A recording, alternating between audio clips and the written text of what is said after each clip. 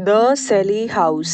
जब हम लोग घर लेते हैं तो हम एक सपना बुनते हैं कि उस घर में रहेंगे, उस घर में हमारे बच्चे बड़े होंगे। एक फैमिली के लिए उसका घर उसकी प्रोटेक्शन होता है।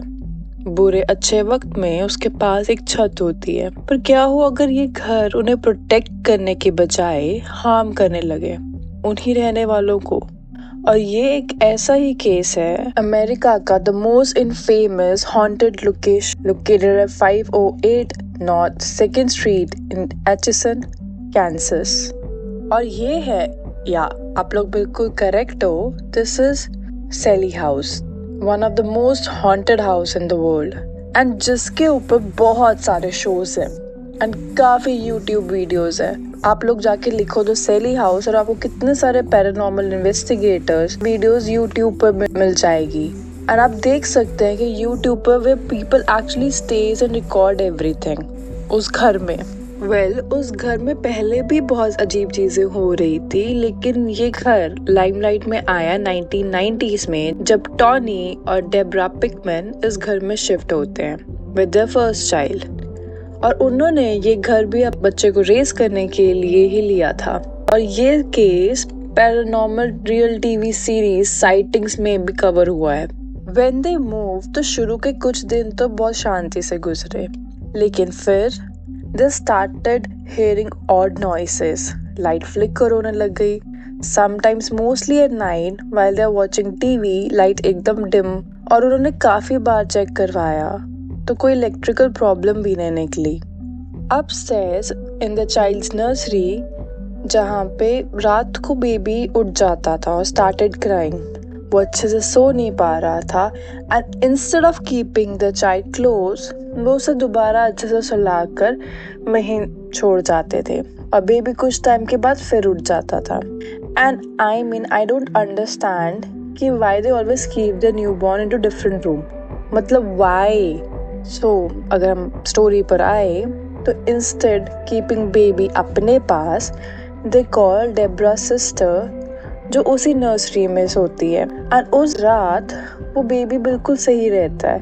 एंड दे रियलाइज्ड कि जब वो बेबी अकेला होता है तब वो बहुत रोता है।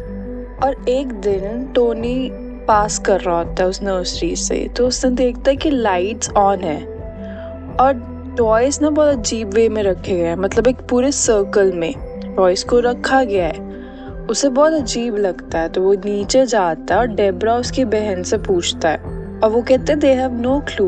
वो तीनों ऊपर जाते हैं और वो एस्टोनिश्ड हो जाते हैं कि ये सब कैसे हुआ। They kept the things back to their places, toys को वापस अपनी जगह पर रख दिया जाता है और लाइट्स ऑफ कर देते हैं। लेकिन जैसे वो नीचे उतरते हैं उन्हें फिर से लाइट ऑन करने की आवाज आती है।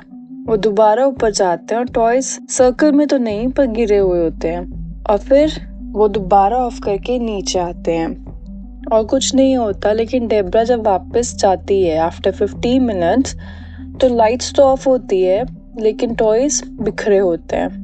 और उस रात वो सब लोग एक ही रूम में सोए, and somehow this does not free them and they continued living there. I mean, मैं होती तो वहीं पर ही भाग जाती। डेब्रा हमेशा से ही पैरानॉर्मल एक्टिविटीज में इंटरेस्टेड रही है और ये जो हो रहा था उसके लिए काफी एक्साइटिंग था। On the other hand Tony never believed in any of this, तो वो लोग इसी घर में रहते रहे। तब एक रात टोनी को आवाज सुनती है जैसे कोई भाग रहा हो ऊपर। वो ऊपर जाता है, उसे कुछ दिखता तो नहीं, पर उसे कुछ फील हुआ जिससे कोई ठंडी हवा उसके थ्रू क्रॉस हुई है। और फिर वो सुनता है कुछ हंसी की आवाजें बच्चे की, और बस वो वापस आ जाता है। फिर ऐसे एक आफ्टरनून टोनी सो रहा होता है पर एकदम से उठा, डेब्रा की आंखों में देखा और कहा कि ही इज माइन, और फिर सो जाता है। और डेब्रा फेल्ट कि शायद कोई सपना देख रहा होगा। लेकिन फिर कुछ डेज में उनके घर में अजीब चीजें फिर होने लगी। उनके फैमिली पिक्चर्स टूटे हुए मिलते थे, कैंडल्स जो जलाए भी नहीं वो मेल्टेड होती थी, बट समहाउ ऐसा फील होता था कि किसी के हैंडप्रिंट्स है जो कि बहुत गर्म चीज से ये पिघली हैं। तो फिर उन्होंने कांटेक्ट किया साइटिंग्स की क्रू को। पहले तो क्रू वाले didn't believe in any of the story, पर जैसे जैसे वो उन्होंने बातें सुनी दे गॉट इंटरेस्टेड और फिर उन्होंने रिकॉर्ड किया, जो आप देख भी सकते हैं यूट्यूब पर। उन्हें बिलीव हुआ कि कुछ तो है, and they continued updating and filming them. Also Pickman stayed in the house for 2 years, और वो थोड़ी देर बाद आकर शूट करते। इनफैक्ट काफी बार ये पैरानॉर्मल एक्टिविटीज उनके कैमरे पे ही रिकॉर्ड हुई हैं। पिकमैन टोल्ड द क्रू कि अनएक्सप्लेनेबल फायर लग जाती है, और ऐसा भी नहीं था कि फायर बहुत आउट ऑफ कंट्रोल थी, बट इट सीम्स लाइक जैसे टारगेटेड हो टू हार्म समवन, या किसी को पर्टिकुलर टारगेट करने के लिए फायर लगती थी। और ये सब उनकी व्हाट इफ उसकी फैमिली को हार्म करेगा कोई। तो जब साइटिंग्स ने एक मीडियम को बुलाया जिसने महसूस और देखा कि बाहर अपस्टेयर्स एक लड़की है, और उन्होंने बताया कि उसका नाम सेली है और वो इस फैमिली का हिस्सा होना चाहती है। Then Debra was moved and wanted to heal the girl, और वो कन्विंस हो जाते कि शायद छोटे से बच्चे की ही स्पिरिट है। पर टोनी को ना कुछ और लग रहा होता है। ही वॉज नॉट फाइन, उसे अनईजी फील हो रहा होता है, उसे लगता है कि शायद कोई और भी है। अब आगे कंटिन्यू करने से पहले जानते हैं कि इस घर में बहुत साल पहले क्या हुआ था। 1800s में डॉक्टर चार्ल्स फिने उस घर में रहते थे। वो उनका पुश्तैनी घर था और वो एक मेडिकल प्रैक्टिशनर थे। तो एक रात उनके घर पर एक वुमन नॉक करती है और अपनी बेटी को लेकर आई होती है।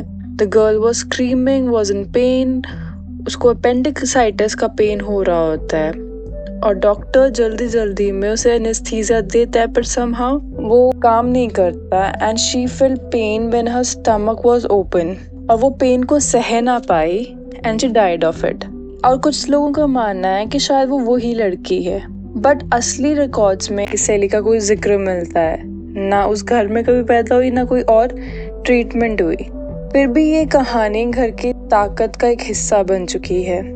तो जब सबको लगा कि एक छोटी सी लड़की ही है, तो ऑल्सो टोनी रात नाइट शिफ्ट करने के बाद जब वो वापस आया तो उसे बेसमेंट के बाहर एक फिगर दिखती है, छोटी लड़की की, जिसके ब्राउन हेयर है और क्लोथ्स बहुत पुराने, जैसे पहले कभी छोटे बच्चों को चर्च लेकर जाया जाता था वैसे से। और वो बहुत डिस्टर्ब हो जाता है और वो इमेज बनाता है उसकी, और ये वही इमेज है जो आप लोग स्क्रीन पर भी देख सकते हैं और जो काफी फेमस भी है। और ऐसा भी कहते हैं कि जब वो ये वाली इमेज जो उसने बनाई थी टोनी ने, जब पुराने टेनेंट के बच्चों को दिखाई, तो वो एकदम से कहते हैं कि हाँ ये हमारी फ्रेंड है और उसका नाम है सेली। पर टोनी कहीं ना कहीं सोचता था, फील करता था कि नहीं, वो एक बच्चे की आत्मा तो नहीं है। और एक दिन टोनी को एक फिगर दिखती है जिसका फेस तो बिल्कुल डेब्रा जैसा था, पर क्लोथ जैसे बहुत पहले कोई जब मेड्स होते थे, हाउस मेड्स वैसे थे, और उसने बन बनाया हुआ था और बिल्कुल ब्लैक पहना था। वो उसे फॉलो करता है, पर वो एपरेशन गायब हो जाती है। टोनी को अब आवाजें सुनाई देने लग जाती है वॉल्स में से, जैसे कोई स्क्रीच कर रहा हो, विस्परिंग, जैसे कोई 6-7 लोग बातें कर रहे हो। और ये सिर्फ टोनी के साथ हो रहा था, डेब्रा को कुछ भी फील नहीं हुआ था। और एक रात टोनी के साथ ऐसा हुआ जिसमें उसके दिल में दहशत बस गई। वो एकदम से उठता, देखता कि कुछ डस्ट पार्टिकल्स बड़े होते जा रहे हैं और एक फॉर्म लेते हैं विमेन का, और वो उसके पास आ रही है। बेड हिलने लग जाता है और वो चिल्लाता है, पर आवाज नहीं निकलती। फिर वो उसे चोक हो रहा होता है, पर एकदम से वो ब्लैक बर्ड में कन्वर्ट होके वहां से चली जाती है। तब उसकी चीख डेब्रा को सुनाई देती है, उससे पहले कुछ भी नहीं। अब टोनी फिजिकली हर्ट हो रहा था, उसके कहीं पर भी स्क्रैचेस पड़ जाते थे, ऐसे स्क्रैचेस जो उसे पता चलते थे, कभी पेनफुल होते थे और कभी पता नहीं कहीं से अपने आप आ जाते थे। इनफैक्ट साइटिंग्स के एक एपिसोड में उनके सामने ही टोनी के स्क्रैचेस आए, और स्क्रैच में लिखा था MC, जो कोइंसिडेंटली घर के ओनर जिन्होंने घर बनाया था बहुत साल पहले, माइकल C. फिने का भी था। They have actually 9-minute long clip to it. After that, Tony was filled with anger, and that too dark anger. He got urges to harm his wife. बहुत गुस्सा आ गया था उसमें, पता नहीं क्यों। और वो सिर्फ घर में होता था, अगर वो घर से बाहर निकलता था वो बिल्कुल नॉर्मल जैसे पहले होता था, वो बाकी जगह सब ठीक था, पर उसके अंदर एक रेज भरी हुई थी और वो उसको सिर्फ घर में सफोकेट करती थी। एक दिन वो नींद से उठा, इतना गुस्सा था, उसने कैट देखी किचन में और वहां गया, उसने नाइफ निकाली, बुचर नाइफ, और उसके बाद ही remembered coming from some place, और घर आके देखता है कि the cat was killed with the same knife and pin to the kitchen drawer, और उसको ये बिल्कुल भी याद नहीं कि उसने ये कुछ किया भी है। उसके बाद ही रियलाइज्ड कि वो बहुत डेंजरस हो सकता है and the entity is getting intense. Tony was getting harmed, but Debra पता नहीं क्यों वो वहां से जाना नहीं चाहती थी। उससे क्यूरियोसिटी थी, जैसे वो कह रही थी कि वांट टू कलेक्ट डेटा, कि मुझे आंसर्स ढूंढने कि ये सब उसके साथ क्यों रहा, मेरे साथ क्यों नहीं, और ये कौन है, कैसे है। But it was a mistake, और ये उसे रियलाइज हुआ पर बहुत बाद में। अब जब उसका रीसेंट इंटरव्यू हुआ तो शी सेड कि उस बातों का कोई सेंस ही नहीं था। एक दिन टोनी अपस्टेयर्स गया और वहां से किसी ने उसको स्टेयर्स से गिर दिया। तब डेब्रा को रियलाइज हुआ कि चीजें is getting very intense and getting out of hand. Incident के बाद within 3 weeks वो वहां से मूव आउट हो जाते हैं। अब कोई पूछे कि उन्होंने तब क्यों नहीं छोड़ा, था कि शायद ये सब उनके ब्रेन ने बनाई हैं चीजें, क्योंकि चीजें हमेशा नहीं होती थी। कुछ इंसिडेंट हुआ, उसके मंथ्स के तक कुछ नहीं, फिर एकदम से स्टार्ट, और उन्हें लगता था कि शायद इनके दिमाग में ही है कुछ।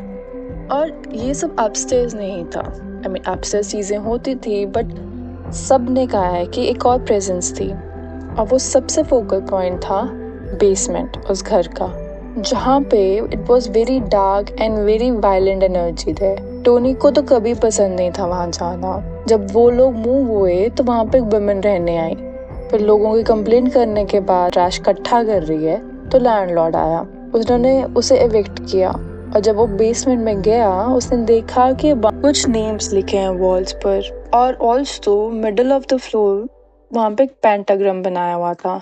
तो there must be some ritual probably going on.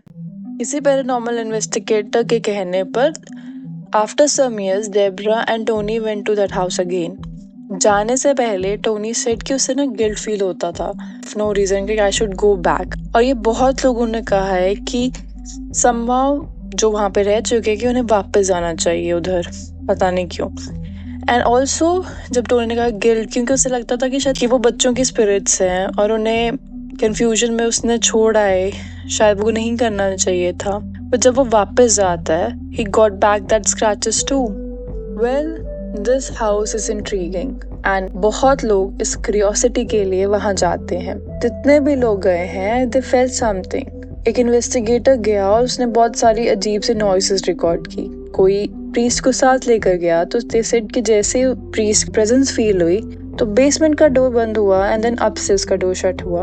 वो लेडी जो मैनेज करती है उस हाउस को, वो कहते हैं कि ज़्यादातर मेल्स पे इम्पैक्ट होता है and in fact the presence like her. And उसने बताया कि सेली इज एक्चुअली हैप्पी टू सी हर। वो खेलती है टॉयज के साथ, उसका फेवरेट टॉय कौन सा है, एंड ऑल्सो उसे म्यूजिक बहुत पसंद है। वो जो एरिया है एचिसन कैंसस का, वो शायद वॉर में भी गया है, तो सम सेज कि वहाँ पे उन्हें मिलिट्री प्रेजेंस भी फील होती है। बहुत ट्रॉमा है उस घर में। कुछ को बहुत टॉल वुमेन की प्रेजेंस फील होती है। ऑल्सो वो एरिया ना सैटनिक पैनिक में था। दैट मीन्स कि एक टाइम पे वहाँ पे हर कोई भगवान को छोड़कर सैटन को प्रे कर रहा था। बहुत सारे सियांसेस होते थे, हर घर में कुछ ना कुछ होता था। मच लेटर वो चीजें अबॉलिश की गई, तो शायद उनका कुछ प्रेजेंस हो उस घर में। आज के दिन भी सेली हाउस लोगों को इनवाइट करता है, और अगर आप चाहें तो आप भी इस घर में रात गुजार सकते हैं। Self guided day time tours available हैं, और सबसे हिम्मत वाले लोगों के लिए तो रात भर रुकने का ऑप्शन भी है। बिकॉज ऑफ दिस हाउस बहुत सारे टूरिस्ट उस शहर में आते हैं। So do you want to spend a night there? And also how do you feel about clowns? At time वो थोड़े क्रीपी नहीं लगते? और हमें लगता है कि शायद इस क्लाउन के पीछे कोई बुरा इंसान है, पर क्या हो वो इंसान ना हो और वो इस प्लैनेट से भी ना हो। ये बात है सैनडाउन की, और क्लाउन था सैम। ट्रू स्टोरी को जानने के लिए इस वीडियो पर क्लिक करें।